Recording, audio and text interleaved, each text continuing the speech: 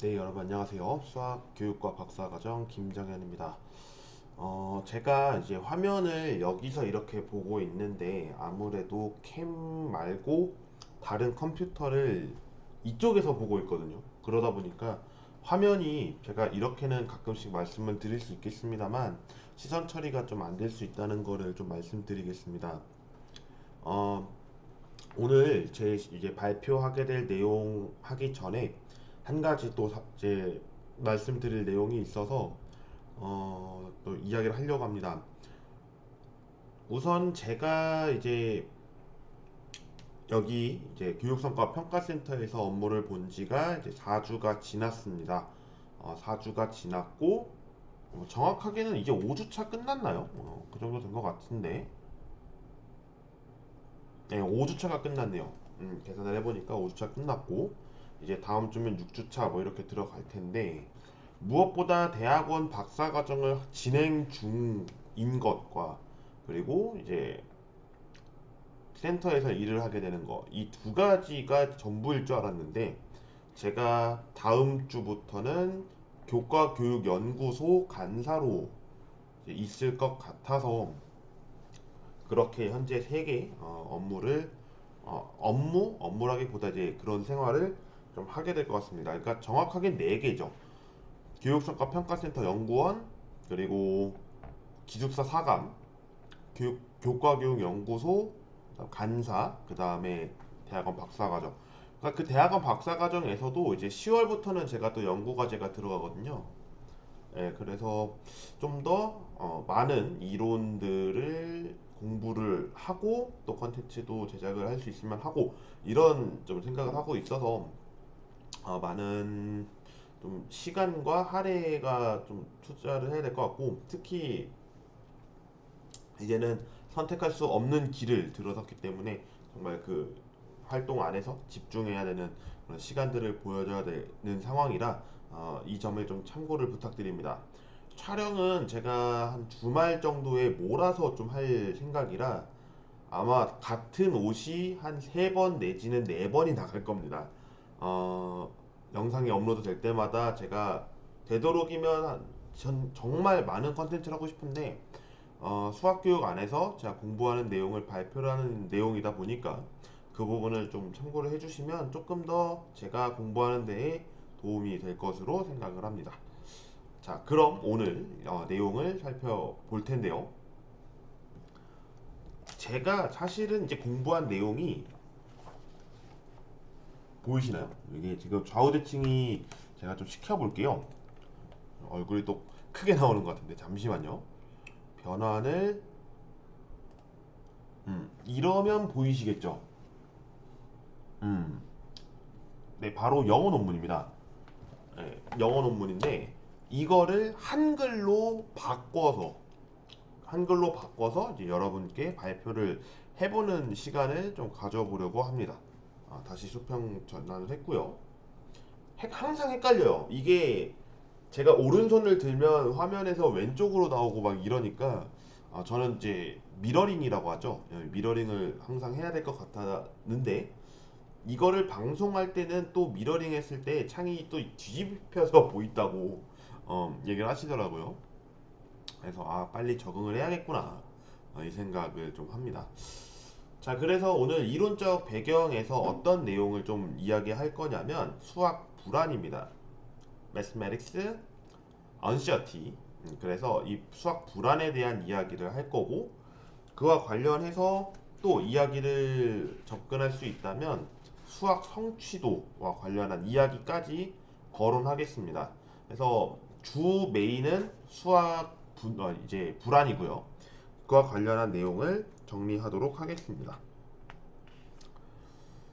자, 우선 수학 불안에서 이야기되는 내용 중에 첫 번째는 인지적 이론입니다. 인지적 이론.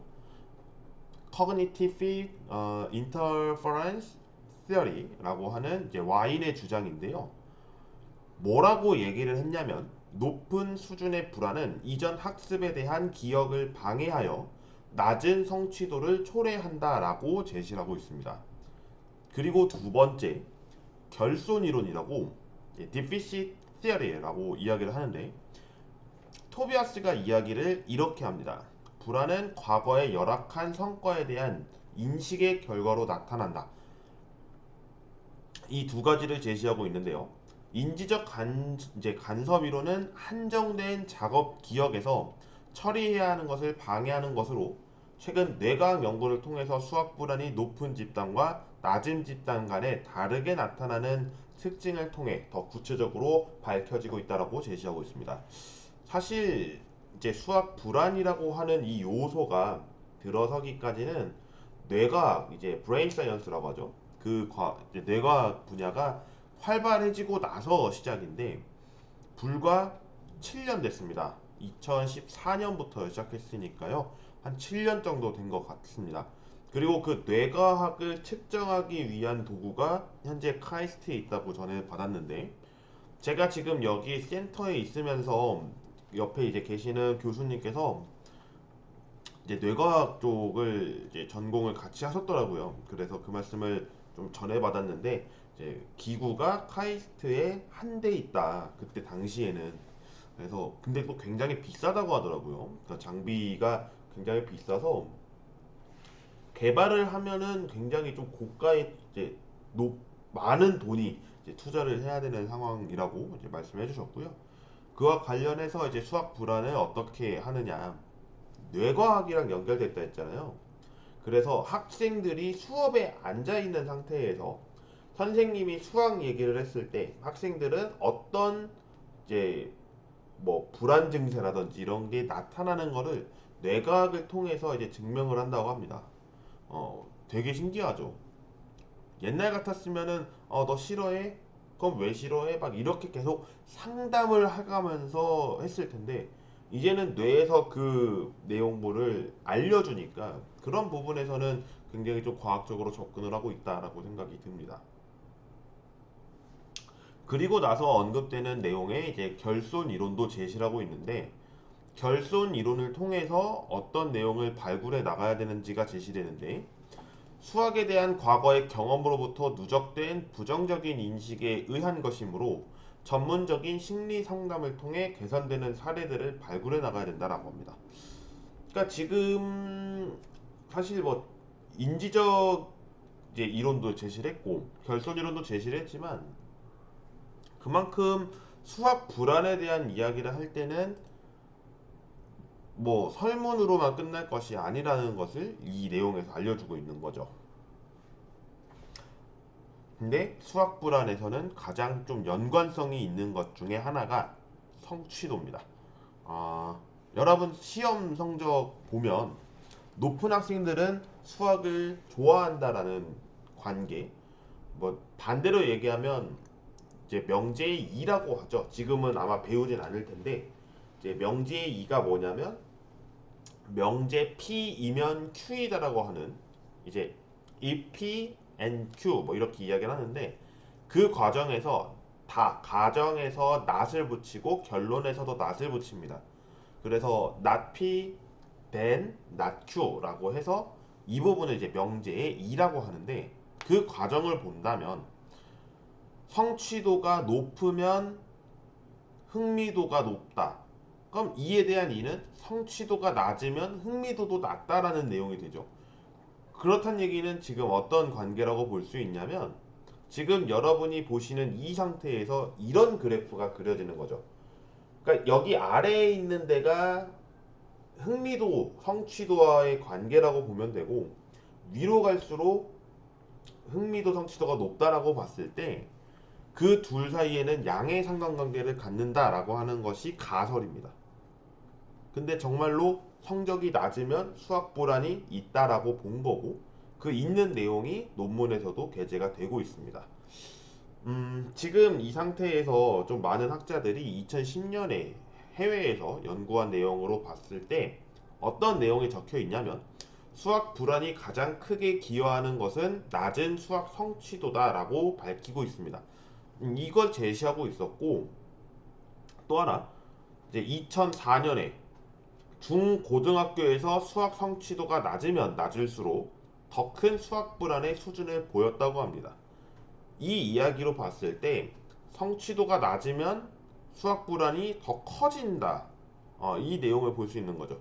물론 이제 불안과 흥미도 이런 이 양극 간의 관계를 가지고 볼 수는 없겠습니다. 왜냐하면 흥미와 관련해서 재밌다, 재미없다 이렇게 딱 극단적인 선택이 아니라 불안이라고 하는 형태는 좋은 학생들에게도 나타날 수가 있거든요. 제가 봤을 때는. 그러니까 뭐 예를 들면 수학이 여러 가지 분야가 있습니다. 대수, 해석, 기하, 확률, 위상 및 응용 수학 이렇게 이야기를 하는데 뭐 여러 가지 또 있습니다. 뭐 이산 수학이라든지 미분 방정식, 뭐 미분 방정식도 이제 상미분 방정식, 편미분 방정식 이렇게 나뉘어지고 해석학도 복수 해석학, 실해석학 뭐 그 이외에 나오는 뭐 다른 대학원에서 배우는 해석학들이 있을 겁니다. 뭐 이제 하모니 아날라시스라고 조화 해석학도 있을 수 있고요. 그리고 기하학도 마찬가지.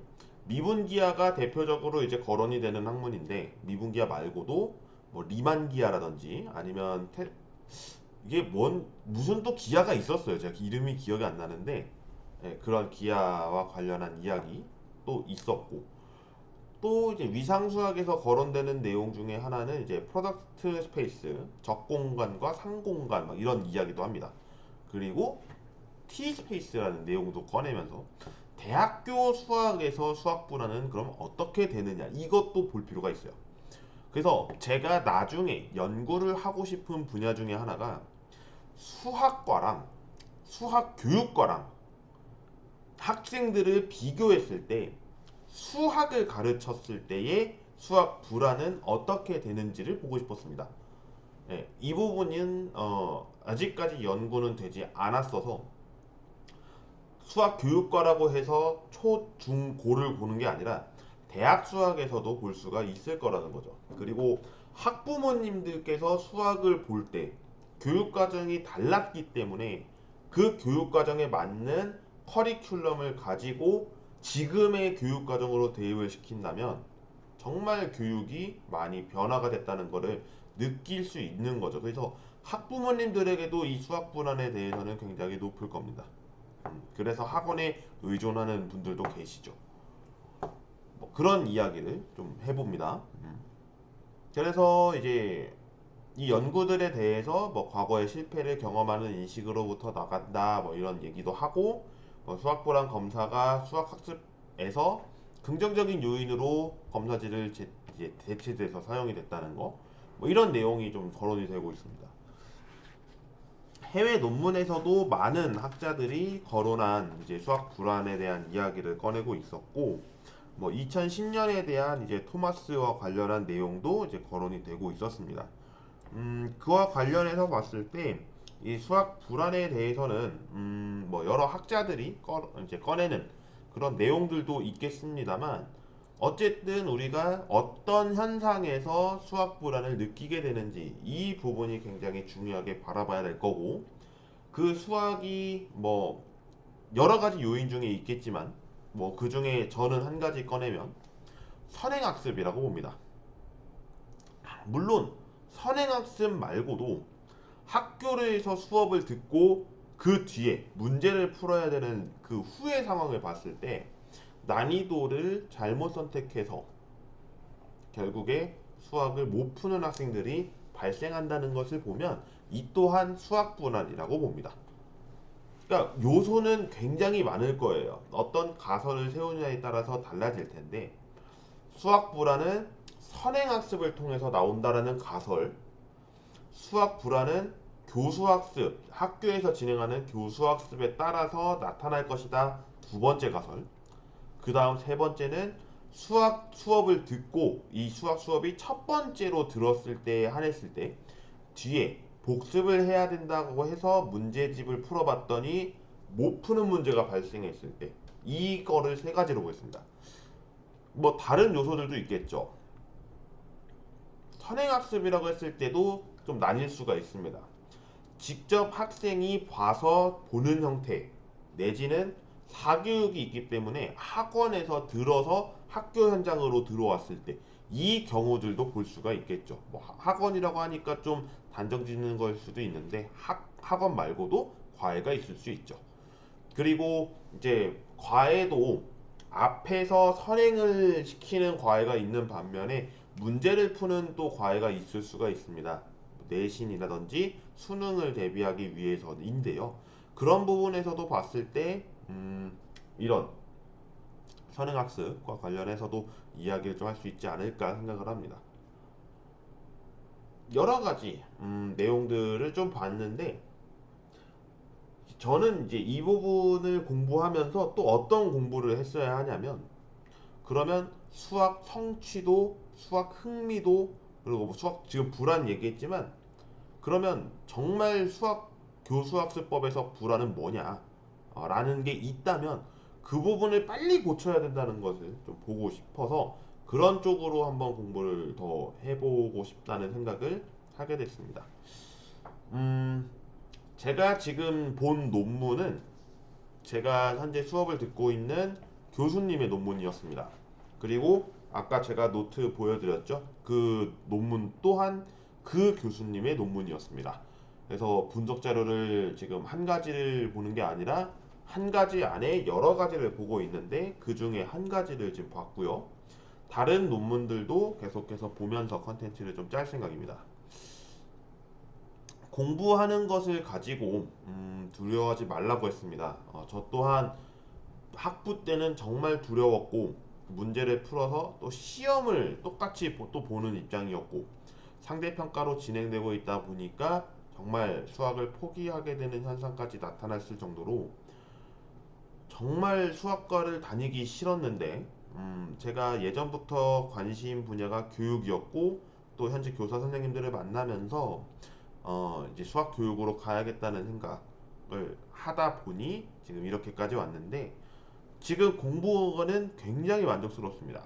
수학 교육을 공부하면서는 굉장히 만족스러워하고 있고 무엇보다 이런 공부를 하면서 나 이제 지금 현재 상태에서 알아야 하는 수학적 용어 그리고 그 수학적 용어를 기반으로 또 뭘 해야 되는지 이런 부분을 좀 알 필요가 있지 않을까 생각을 해서 이론적 배경이라든지 이런 부분을 좀 보고 있습니다. 카메라를 켜니까 제가 좀 더 자유롭게 이야기를 해보고 또 제 의견을 생각할 수 있는 시간이 좀 될 것 같은데 그런 점에서는 참 좋다고 생각이 들어서 별도의 편집 없이 그대로 영상을 송출하고 있습니다. 그래서 좀 더 제가 자유롭게 지금 계속 중얼중얼, 뭐 중얼중얼이라고 하니까 좀 표현이 이상한데, 그렇게 이야기를 자주 자주 해보고 모니터링 해보면서 나는 이렇게 생각했구나라는 그런 이야기를 들을 수 있으니까요. 그렇게 좀 진행을 하고 있었습니다. 자, 그러면 오늘 영상은 여기까지 촬영을 하고 내일이랑 모레는 제가 집에 갈 생각이라 촬영은 하지 않습니다. 그래서 촬영은 아마 월요일 내지는 화요일에 진행이 될 것 같고요. 그때는 제가 수학적 문제 제기와 관련한 이야기를 꺼내볼 수 있으면 꺼내고 못 꺼내게 된다면 다른 또 수학 이야기를 좀 꺼내도록 하겠습니다.